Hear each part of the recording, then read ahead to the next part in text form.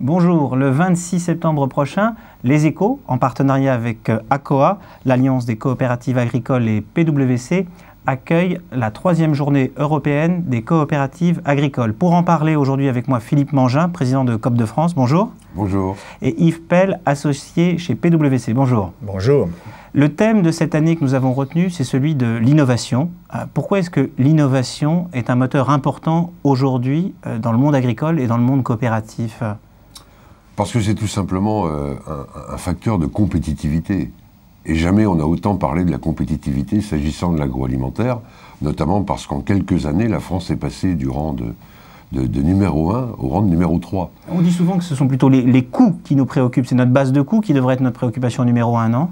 Exactement. Alors, quand on se penche sur les problèmes de compétitivité, on a tout de suite constaté que la main-d'œuvre, les coûts salariaux étaient très différents d'un État à l'autre et que nous étions d'ailleurs concurrencés très durement par nos amis allemands. Mais on se rend compte aussi dans ces comparaisons que l'innovation, le marketing, la recherche de valeur ajoutée, la différenciation sont des éléments qui comptent au moins autant dans les possibilités d'amélioration de compétitivité. Or, dans notre secteur, on constate malheureusement qu'on investit plutôt moins que dans d'autres secteurs industriels. 0,7, 0,8 d'investissement en R&D dans l'agroalimentaire contre 2,5 dans les produits manufacturés, par exemple. C'est le signe que ça doit être une des priorités. C'est pour ça qu'on en parlera cette année. Dans cette période de crise, en plus, qui frappe certaines filières, c'est vraiment sur la recherche et l'innovation qu'il faut porter l'effort. Et c'est de cela qu'on va débattre pendant toute cette journée, avec des expériences, des retours d'expérience, mais en même temps, des possibilités de soutien à l'investissement qui nous seront présentées. Est-ce que le secteur coopératif est bien armé pour investir dans l'innovation? On a l'impression que c'est plutôt un grand groupe agroalimentaire qui devrait être le moteur de l'innovation ou un grand groupe type... C'est pas si vrai. C'est pas si vrai parce que le secteur coopératif est un secteur qui est à l'articulation entre la production, donc les agriculteurs, qui eux-mêmes sont souvent au cœur de l'innovation, se trouve grâce à ses branches aval aussi au contact des consommateurs finaux, donc dans une interface qui finalement est un lieu très favorable pour détecter les besoins, réagir, avoir une certaine forme d'agilité.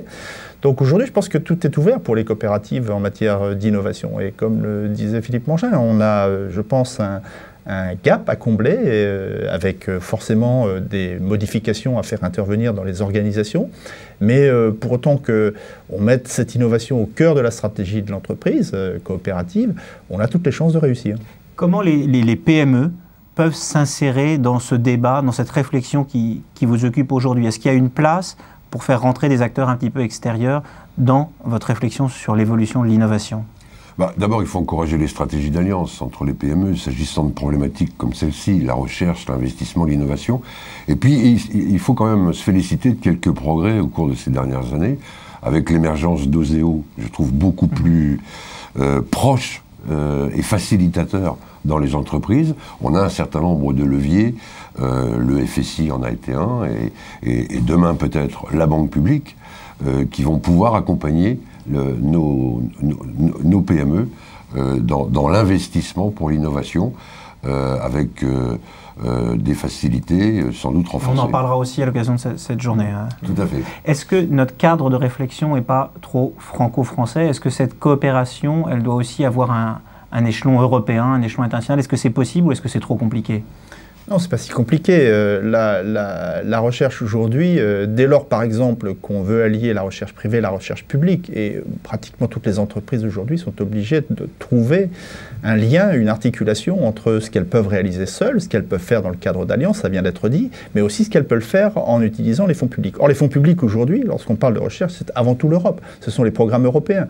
Donc la question pour les coopératives, comme pour les autres entreprises, c'est de voir comment elles peuvent accéder à ces financements, comment elles peuvent s'organiser, comment elles peuvent organiser ce qu'on peut appeler la coopétition, c'est-à-dire façon pour une coopérative à la fois d'être alliée sur certains champs de la recherche par exemple, avec certains de ce qui peut être ses concurrents sur d'autres secteurs.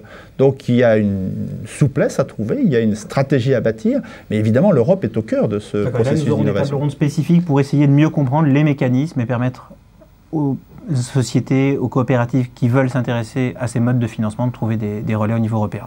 On aura les explications sur la manière de bâtir une stratégie autour de l'innovation. On aura évidemment un certain nombre de retours d'expérience sur la manière dont on gère quotidiennement ces relations entre les coopératives et ces relations avec les organismes publics, et notamment tout ce qui touche à la propriété industrielle, par exemple, qui est un sujet, puisque à qui appartiennent finalement les découvertes ou les innovations qui sont mises à jour par les travaux réalisés dans les laboratoires. Bon, ça, ce sont des questions qui se posent tous les jours. Ce sont des questions qu'on va aborder évidemment très directement dans cette table ronde. Monsieur Mangin, merci. Monsieur Pell, merci. Merci à vous. Et je vous donne à tous et à toutes rendez-vous le 26 septembre pour notre 3e journée européenne de conférence sur les coopératives agricoles.